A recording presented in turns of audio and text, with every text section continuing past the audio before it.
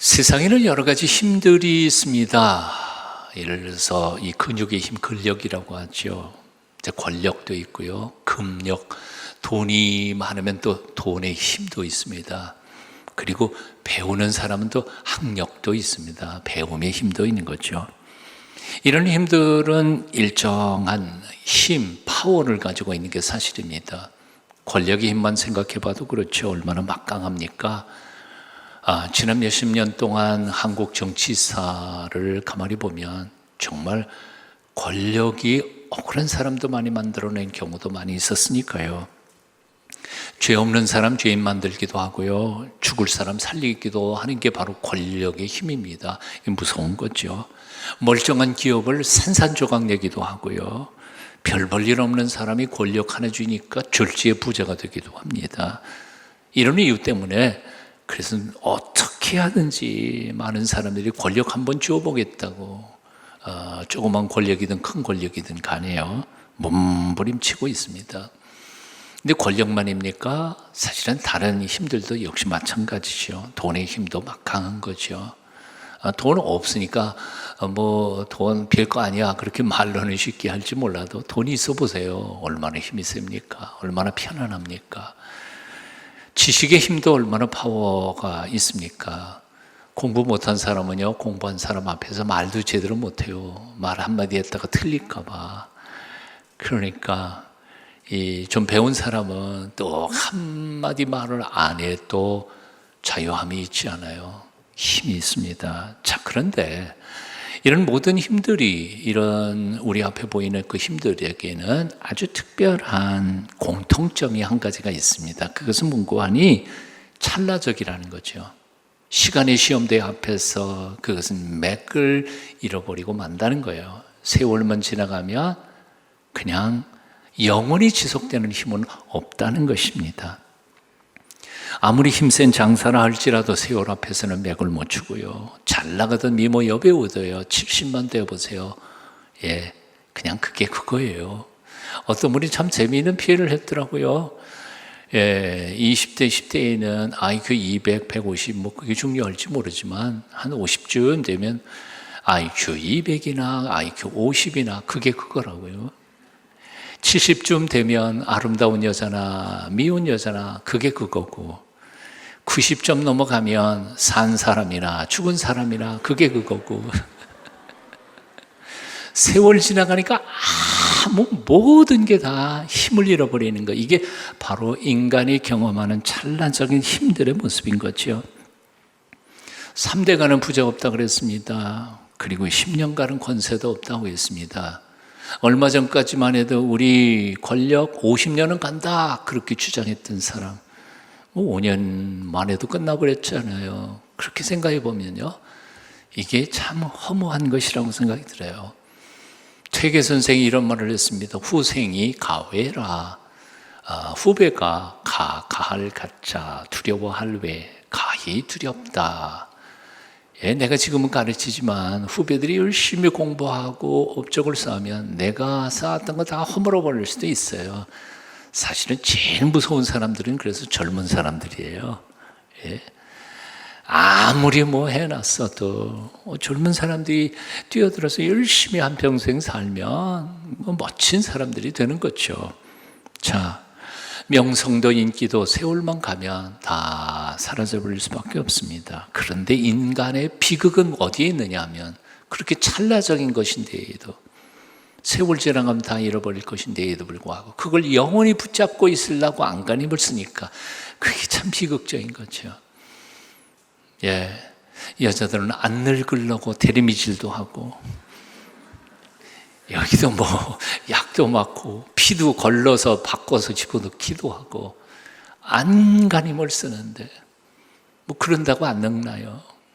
결국은 10년, 20년 차이밖에는 20년 차이도 안 날걸요. 조금 날 뿐이지요. 별것 아닌 거라는 생각이 듭니다. 자, 그런데 여기에서 딱 한 가지 힘이, 영원히 변치 않는 한 가지 막강한 힘이 하나 존재한다는 사실을 오늘 얘기하고 싶은 거예요. 그게 뭐냐 하면 신앙의 힘입니다. 믿음의 힘인 거죠. 모든 것을 무로 돌릴 수 있는 시간의 시험대 앞에서도 결코 무너지지 않는 힘, 그 신앙의 힘, 인생의 한계를 뛰어넘어서 우리의 인생을 인도하시는 전능하신 살아계신 하나님을 바라보고 그 하나님을 믿는 신앙의 힘은 늙어서도 힘이 있는 거죠. 병석에 누워서 내일 모레 골골해도 여전히 그는 내 사랑하는 자식들을 위해서 기도할 수 있는 기도의 기회가 있고요, 나라와 민족을 위해서 하나님 앞에 매달릴 수 있는 당당함이 있을 수 있다는 거죠. 이게 믿음의 힘이에요.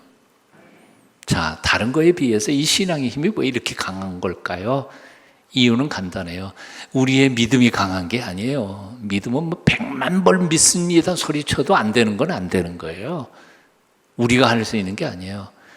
그런데 이 믿음이 강한 이유가 있어요. 우리의 믿음의 대상이신 하나님이 온 세상을 창조하신 전능하신 창조주이시고 우리를 사랑하시는 하나님이시기 때문에 그분이 위대해서 나의 믿음이 위대해지는 것뿐이죠. 아멘. 아멘. 사람들은 자기 신념을 강조하는 경우들이 있어요. 그래서 군대에서 많이 들었던 게 뭔지 아세요? 안 되면 되게 하라. 안 되는데 어떻게 되게 해? 물론 되는 것도 있어요. 하다 보니까 전 최전방에서 근무를 했는데요, 포병대에서 그 상급기관에서 이렇게 검열 나오면요, 옆부대 가갖고 포 하나 훔쳐가지고 와서 그 전날 훔쳐다가 끼워놓고 숫자 맞춰 안 되면 되게 하는 게 그게 되게 하는 거예요? 훔쳐다 놓는 거지. 그러면 그 옆부대에 갈 때는 어떻게 할까요? 저 옆에 있는 부대에서 또 뽑아다가 거기다 갖다 놓는 거예요. 다 눈가리 마음 하는 거예요. 아무리 신념이 강해도 수용해서 태평양을 건널 수 있는 사람이 있어요? 없어요. 아니, 태평양은커녕 부산에서 대마도도 못 건너가.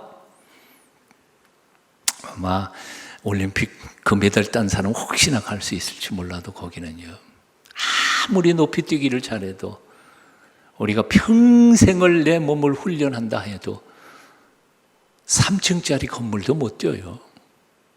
그게 인간의 한계예요. 우리의 믿음이 위대해질 수 있는 것은 우리가 위대하신 하나님을 바라보기 때문에 그런 거죠. 아멘. 그러면 우리가 믿는 그 하나님이 어떻게 위대하실까? 두 가지만 소개해요. 첫 번째는 그 하나님은 세상을 창조하신 전능자이시에요. 세상을 창조하신 전능자이세요. 많은 얘기들이 있을 수 있지만 오늘은 심장 하나만 얘기해 볼게요. 다행히 김영훈 박사님 안 와 계시죠? 고대 의료원장인 김영훈 박사님, 우리 집사님 여기 오셨더라면 내가 조금 겁먹었을 텐데 없어서 그냥 영상으로 예배드릴지 모르겠습니다만, 심장, 세계 심장의 최고의 전문가이시죠. 심장은 1분에 평균 75회를 뛴다 그래요. 1년에 4천만 번을 뛰어요. 사람이 70년을 산다고 하면 자그만치 심장이 25억 번을 뛰어요. 그래도 고장도 안 나요. 고장나면 가는 거지. 한 번 뛸 때에 혈액이 100g이 넘는 혈액을 온 몸으로 손끝, 발끝까지 다 팡 해가지고 보내주잖아요. 이 힘이 얼마나 센 거예요. 그런데 그 피의 양이 하루에 3,000갤런, 1년이면 65만 갤런이 된다 그래요. 그런데 그 이 65만, 1년에 하는 갤런이 8,000갤런짜리 유조차, 큰 유조차 있잖아요. 기름 넣고 다니는 거.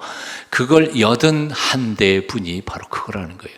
이 조그만 심장이 1년에 그 일을 하고 있는 거예요. 와, 대단한 거 아니에요? 하나도 안 놀래네요, 여러분. 이 심장이 1시간 동안 펌프질을 하는 그 파워가 75kg짜리 남자를 3층 높이로 던지는 힘과 같다는 거죠. 그래도 안 놀래요. 가장 놀라운 일이 있어요. 그게 뭔고 하니, 한평생을 썼는데도 고장이 안 나는 거예요. 죽을 때까지. 마지막 순간까지 이게 뛰고 있다는 거예요. 그게 정지하면 우린 가는 거예요. 근데 이게 얼마나 정밀하면 그럴까요? 인간이 만든 초정밀 기계, 이 따라올 수가 없어요. 엄청난 겁니다. 대단한 거예요. 그런데 이런 심장을 어떤 과학자들은 이렇게 표현하죠. 저절로 만들어졌다 그래요.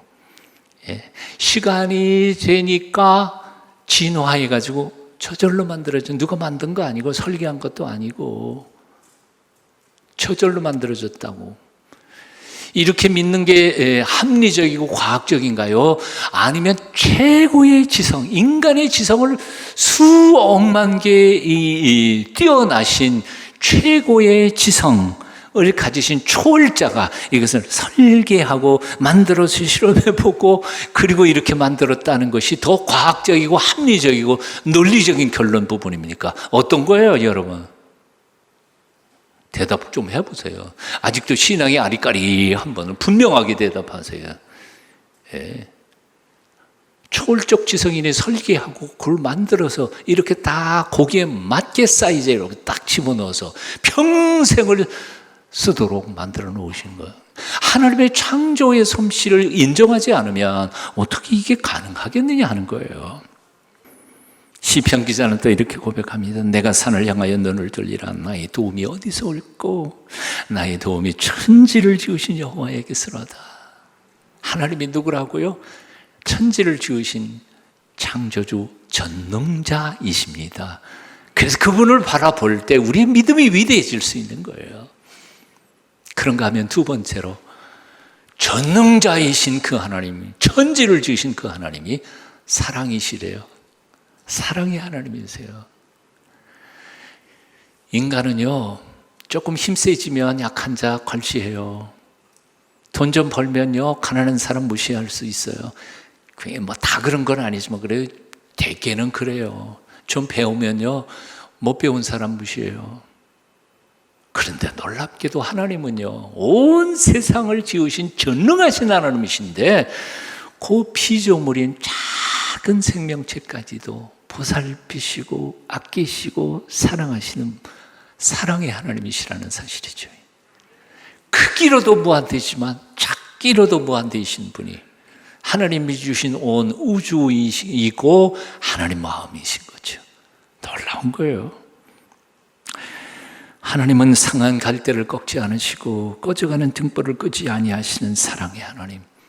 연약한 자 멸시하지 않으시고 고아와 과부를 돌보시며 가난한 자와 핍박받는 자를 외면하지 아니하시는 사랑의 아버지 하나님. 그래서 이사야는 이렇게 말합니다. 피곤한 자에게 능력 주시며 무능한 자에게 힘을 더하시나니. 하나님이 지으신 이 창조의 세계를 곰곰이 보세요. 독수리 날개, 그 시속 40km, 50km 하는 맞바람 속에서 뚫고 지나갈 만큼 튼튼한 독수리의 날개를 만드신 분이 하나님이신데, 예, 종달새의 솜털을 만드신 분도 하나님이셔요. 얼마나 예민하신 분이세요. 남자들이 그 강한 근육을 지으신 분도 하나님이신데, 갓난 아기의 콧등에 솜털 그까지 예민하게 계획하시고 설계하신 분이 하나님이세요. 참 놀라운 분이에요. 누구보다도 하나님은 강하신 데에도 불구하고, 그래서 무슨 문제든지 우리를 도와주실 수 있음에도 불구하고 하나님은 누구보다도 사랑이 풍성하셔서 우리를 허물과 죄를 다 용서하시고 우리를 사랑하시며 은혜로 이끌어 주시는 하나님, 살아계신 우리 하나님. 그래서 어떤 신학자가 이렇게 말했습니다. 나는 이 말을 너무 좋아해요. 하나님이 만일 힘만 있고 긍휼이 없는 비정한 폭군이었다면, 이저 김정인처럼 말해요. 그렇다면 세상은 온통 피비린내나는 지옥이 되었을 것이다. 하나님이 만일 사랑만 있고 무능한 군주였다면 세상은 온통 배고프고 추운 절망의 땅이 되었을 것이다.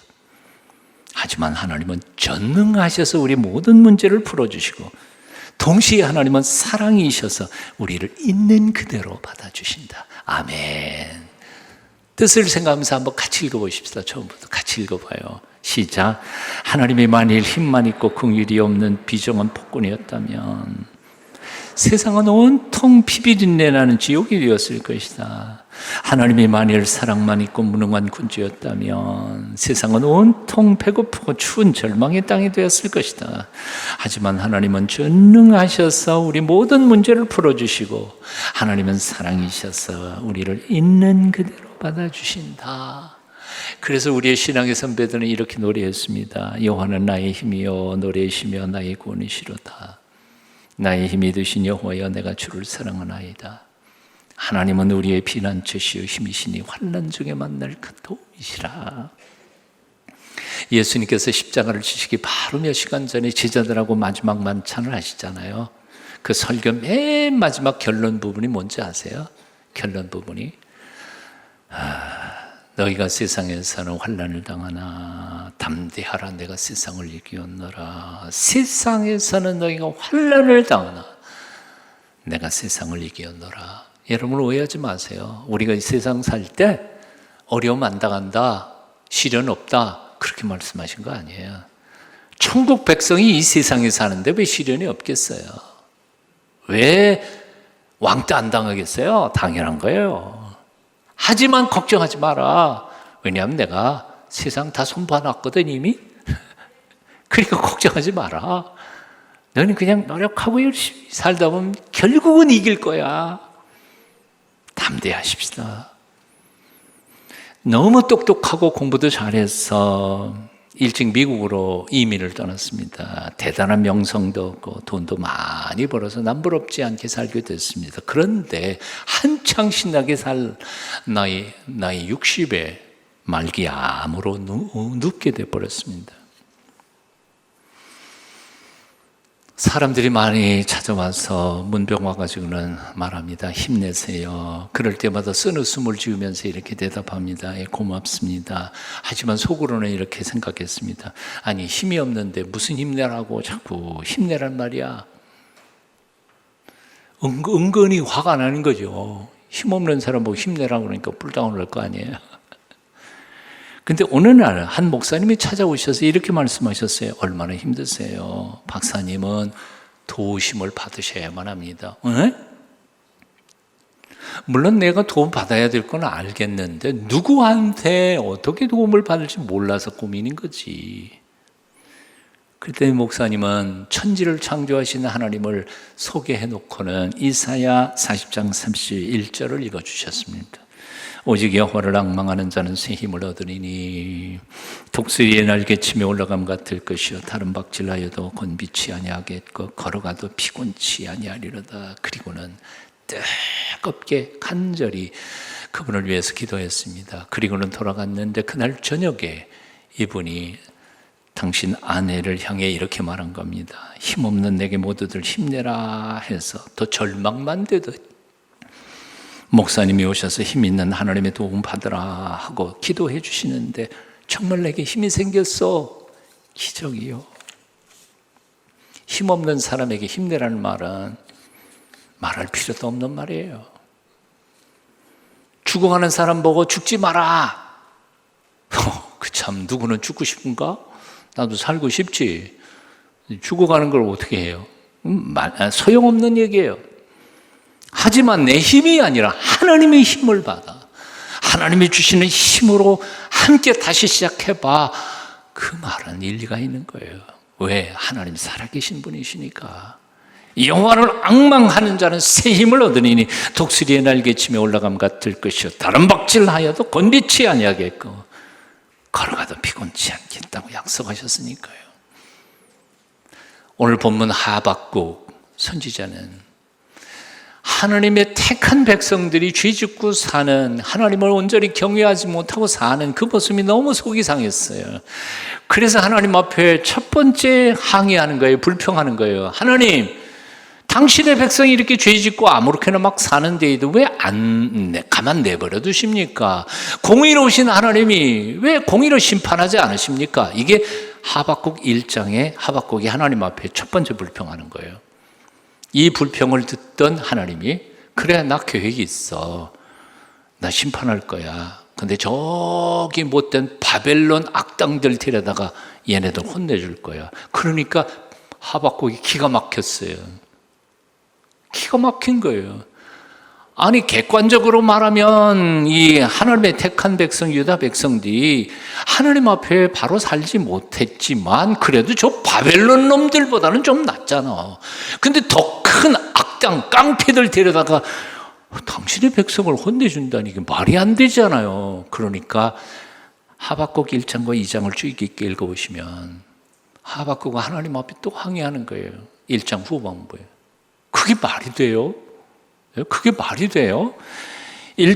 하박국 1장 13절 봅니다. 어찌하여 거짓된 자들을 방발하시며 악인이 자기보다 의로운 사람을 삼키는 데에도 잠잠하시나이까. 악한 자들은 그래도 좀 죄는 지었지만 그래도 의인인 당신의 백성을 괴롭히는데 어떻게 하나님 그럴 실수가 있어요? 그럴 수 없어요. 그러니까 하박국이 지금 보고 있는 조국과 이 세계의 국제 정세는 너무너무 이해가 안 되는 거예요. 망해가는 조국 가슴을 치면서 통곡하고 하나님 앞에 어찌하여 하고 매달리고 울고 있었던 거죠.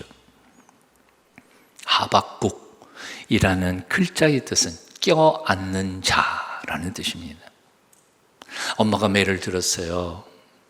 어린 딸내미가 도망가는 게 아니라 엄마 품속을 파고 들어가요. 엄마 잘못했어. 엄마 잘못했어. 하박국이 그런 사람이었던 거죠. 민족의 위기 앞에 입으로는 그렇게 하나님 앞에 불평하면서 하나님 품속을 파고 들어가면서 통곡하며 외치는 거예요. 어찌하여. 그런데 하나님 품속에서 그는 놀라운 하나님의 마음에 숨겨져 있던, 숨어놓고 있던 하나님의 복심, 하나님의 놀라운 이들을 향한 미래의 계획들을 듣게 됩니다. 그리고 깨닫게 됩니다. 깨닫자마자 그래 맞아도 좋다. 그러나 앞으로 이 놀라운 꿈과 계획은 이루어졌으면 좋겠다. 그래서 찬송을 불러요. 기도해요. 하박국 3장 1절 여호와여 내가 주께 대한 소문을 듣고 놀랐나이다. 여호와여 주는 주의 일을 이 수년 내에 부응하게 하옵소서. 이 수년 내에 나타내시옵소서.